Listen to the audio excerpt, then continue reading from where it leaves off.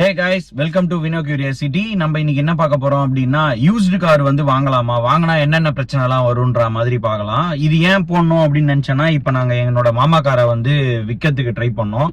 இப்ப நீங்க பார்த்துருப்பீங்க, வேணா டிஸ்கிரிப்ஷன்ல தரேன். நம்ம வந்து ஷிஃப்ட் டிசைர் வந்து நம்ம எடுத்திருப்போம். 2 மாடல் வந்து நம்ம வாங்கணும் டாக்ஸி பர்பஸ்க்காக.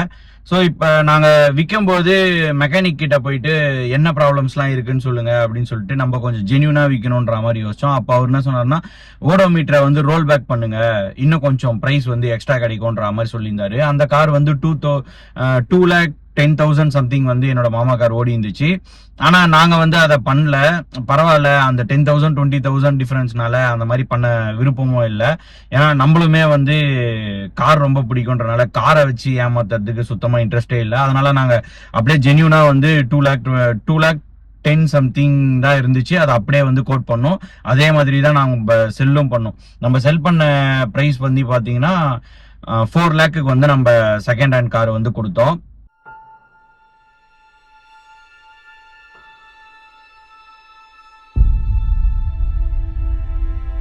இப்ப மோஸ்ட்லி வந்து என்ன நடக்குது அப்படின்னா, மெயினா வந்து என்ன ஸ்கேம் பண்றாங்க அப்படின்னா, ஓடோமீட்டரை வந்து ரோல் பேக் பண்றாங்க, இல்லைனா வந்து ரீசெட் பண்றாங்க.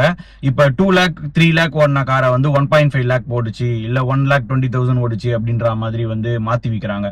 இல்ல 1 lakh ஓடின காரை வந்து 50,000 ஓடினதா சொல்லி வந்து ரோல் பேக் பண்ணியும் வந்து விற்கிறதுக்கு ட்ரை பண்றாங்க. இந்த மாதிரி நிறைய இடத்துல வந்து இப்ப பெரிய பெரிய பிராண்டட் நம்பி போயிட்டு நம்ம வாங்குறோம், 1 year வாரண்டி அவங்க ப்ரொவைட் பண்றாங்கனாலுமே இப்ப அந்த மாதிரி வந்து நிறைய பண்ண ஆரம்பிச்சுட்டாங்க. ஸோ அந்த மாதிரி பார்க்கும்போது நீங்க பெர்ஃபெக்டா வந்து செக் பண்ணி வாங்கணும். நெக்ஸ்ட் என்ன பண்ணுவாங்க அப்படின்னா, காஸ்மெட்டிக் ரிப்பேர்ஸ்ன்னு சொல்லுவாங்க. எங்கன்னா வந்து டேமேஜ் ஆயிருக்கும், அதை வந்து அவங்க ப்ரொஃபஷனல் வச்சு வந்து நம்மளுக்கு தெரியாத மாதிரி வந்து பெயிண்ட் பண்ணி அதை வந்து அந்த இது பூசி கரெக்டா வந்து ஃபினிஷிங் கொடுத்துருவாங்க. ஸோ நீங்க ஜென்ரலா பார்க்கும்போது வந்து உங்களுக்கு தெரியாது, மேபி அந்த பார்ட்டை வந்து ரீப்ளேஸ் பண்ணியிருப்பாங்க. அதுக்கப்புறம் வந்து மெக்கானிக்கல் இஷ்யூஸ், இப்ப இன்ஜின்ல இல்ல வந்து டிரான்ஸ்மிஷன்ல எதனா ஒரு ப்ராப்ளம் இருக்கு அப்படின்னா அதை வந்து அப்பத்திக்கு ஒரு சிம்பிள் ஃபிக்ஸ் மாதிரி பண்ருவாங்க. ஒரு 1 year 1.5 years வந்து பிரச்சனை வராத மாதிரி வச்சு கொடுத்துருவாங்க. நீங்க ஒன்ஸ் ரன் பண்ணிக்கிட்டே இருக்கும்போது உங்களுக்கு வந்து கொஞ்சம் கொஞ்சமா ப்ராப்ளம்ஸ் வந்து வர ஸ்டார்ட் ஆகும். அந்த பிரச்சனையும் வந்து கண்டிப்பா யூஸ்டு காஸ்ட்ல வந்து வரும். அப்புறம் வந்து டயர்ஸ் வந்து அன்இவனா இருக்கும், இல்லைனா வந்து சஸ்பென்ஷன் வந்து நல்லா இருக்காது, அப்பத்திக்கு ரெடி பண்ணி கொடுத்துருப்பாங்க. இல்ல ஒரு சஸ்பென்ஷன் வந்து போயிட்டு இருக்கும், அதுக்கப்புறம் வந்து அலைன்மெண்ட் மாறி இருக்கும், இல்ல ஸ்டீரிங்ல வந்து பவர் ஸ்டீரிங்ல எதனா ப்ராப்ளம்ஸ் இருக்கலாம். அதுக்கப்புறம் உங்களோட இன்ஃபோடைன்மெண்ட்டோ இல்ல ஏசிலியோ ஏதோ ஒரு ப்ராப்ளம் இருக்கலாம். இல்ல வந்து ஏதோ ஒரு எலக்ட்ரிக்கல் ஃபெயிலியர் ஆகி அந்த பார்ட்ஸ் எல்லாத்தையுமே வந்து அவங்க டூப்ளிகேட்ஸ் வச்சு ரீப்ளேஸ் பண்ணிருக்கலாம். இந்த மாதிரி வந்து நம்மளுக்கு தெரியாத நிறைய வந்து ப்ராப்ளம்ஸ் இருக்கும். யூஸ்வலா இப்போ ட்ரெண்ட் சொல்லுவாங்க என்னன்னா, இது வந்து டாக்டர் யூஸ் பண்ண காரு, அவங்க ரொம்ப யூஸ் பண்ணல, இப்போ அவங்க வந்து யூஎஸ் போறாங்க, அதனால தான் இந்த காரை வந்து விற்கிறாங்க. ஸோ ரொம்ப குவாலிட்டியான காரு, நீங்க ஈஸியா வாங்கலாம், ஹோம் யூஸ்க்காக யூஸ் பண்ணிட்டு இருந்தாங்க, இந்த கார் வந்து ரொம்ப ஓடவே இல்லை அப்படிலாம் சொல்லி வந்து உங்களை இது பண்ணுவாங்க.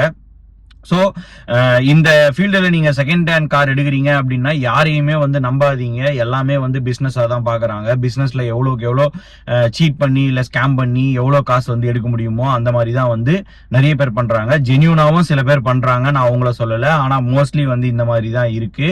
அப்ப நீங்க என்ன பண்ணலாம் அப்படின்னா, உங்களுக்கு தெரிஞ்ச ஒரு நல்ல மெக்கானிக், அதாவது மெக்கானிக்ஸ்லயுமே சில பேர் வந்து இப்ப ரொம்ப இது பண்ண ஆரம்பிச்சுட்டாங்க. அந்த மாதிரி இல்லாம உங்களுக்கு தெரிஞ்ச ஒரு ஜென்யூன் மெக்கானிக் இருக்காங்க அப்படின்னா அவங்கள கூட்டு போயிட்டு ஃபுல்லா வந்து இன்ஸ்பெக்ட் பண்ண சொல்லுங்க. காரை வந்து டெஸ்ட் டிரைவ் பண்ணுங்க. சும்மா ஒரு 1 kilometer 2 kilometer பண்ணாம பெட்ரோல் நீங்க கூட போடுங்க, இல்ல டீசல் நீங்க கூட போடுங்க. சொல்லுங்க, நான் வந்து போட்டு நான் ஓட்டுறேன் அப்படின்ற மாதிரி சொல்லி எக்ஸ்ட்ரா ஒரு 500 rupeesக்கோ 600 rupeesக்கோ கூட நீங்க டீசலை போட்டு பெட்ரோலை போட்டு ஒரு கொஞ்சம் லாங்கா போயிட்டு நல்லா வந்து ஓட்டி பாருங்க. அப்பதான் எதனா ப்ராப்ளம்ஸ் இருந்தா உங்களுக்கு வந்து தெரியும். அதே மாதிரி ஏசி ஃபுல்லா செக் பண்ணுங்க. அதே மாதிரி வந்து அவங்களோட டாக்குமெண்ட்ஸ் எல்லாமே வந்து ப்ராப்பரா இருக்கா அப்படின்ற மாதிரி செக் பண்ணுங்க. நெக்ஸ்ட் வந்து இன்ஜின் பேவை ஓபன் பண்ணி எதனா வேலை பார்த்துருக்காங்களா, எதனா மாத்திருக்காங்களா அப்படின்றதையுமே பாருங்க. ஸோ எல்லாத்துலயுமே சீரியல் நம்பர்ஸ் இருக்கும், அந்த சீரியல் நம்பர்ஸ் வந்து கரெக்டா மேட்ச் ஆகுதா அப்படின்றதையுமே செக் பண்ணுங்க. அதுக்கப்புறம் பாடி ஃபுல்லா செக் பண்ணுங்க. பெயிண்ட்ஸ்ல வந்து எதனா டிஃபரன்ஸ் இருக்கா, ரீபெயிண்ட் பண்ணிருக்காங்களா, ரீஒர்க் எதனா பண்ணிருக்காங்களா அப்படின்றதையுமே செக் பண்ணுங்க.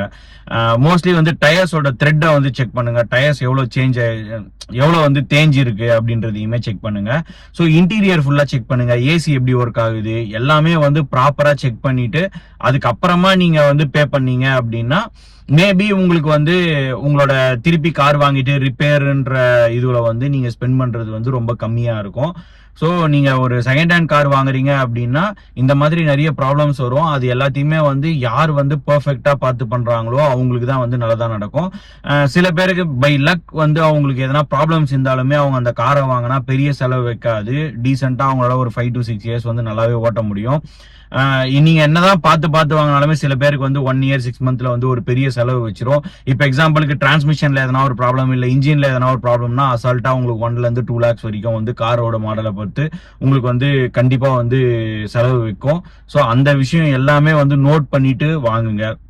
அதுக்கப்புறம் இன்சூரன்ஸ் வந்து கரெக்டா மெயின்டைன் பண்ணியிருக்காங்களா, எத்தனை வாட்டி வந்து கம்பெனில வந்து சர்வீஸ் பண்ணியிருக்காங்க, எதனா பார்ட்ஸ் ரீப்ளேஸ் பண்ணியிருக்காங்க, அந்த மாதிரி டீட்டெயில்ஸையுமே நீங்க செக் பண்ணும்போது உங்களுக்கு வந்து வேலிடா ஒரு இது வந்து கிடைக்கும்.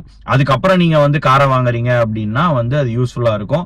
முக்கியமான விஷயம் வந்து இந்த ஓடோமீட்டரை வந்து ரோல் பேக் பண்றத வந்து கொஞ்சம் உஷாரா இருங்க. ஏன்னா நிறைய பேர் வந்து இப்ப ரோல் பேக் பண்ணி விற்க ஸ்டார்ட் பண்றாங்க.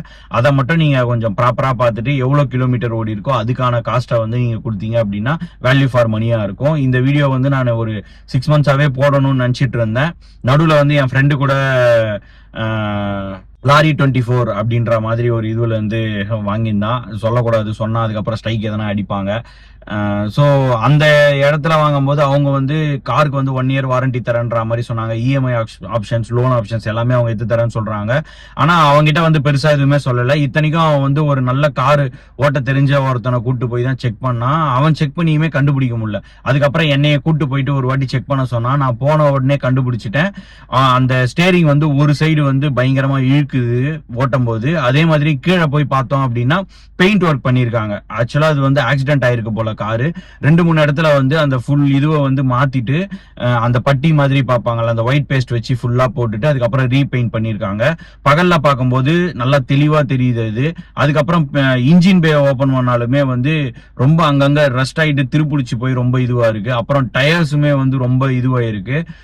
எல்லாத்தையும் பார்க்கும்போது அவங்க சொன்னதுக்கும் இவன் கொடுத்த பிரைஸ்க்கும் வந்து ஒர்த்தாவே இல்லை. அதனால அவன் வந்து வேணான்னு சொல்லிட்டு ரிமைனிங் மணியை வந்து வாங்கிட்டான். நடுவில் வந்து அந்த பேட்டரி ப்ராப்ளமே வந்துச்சு.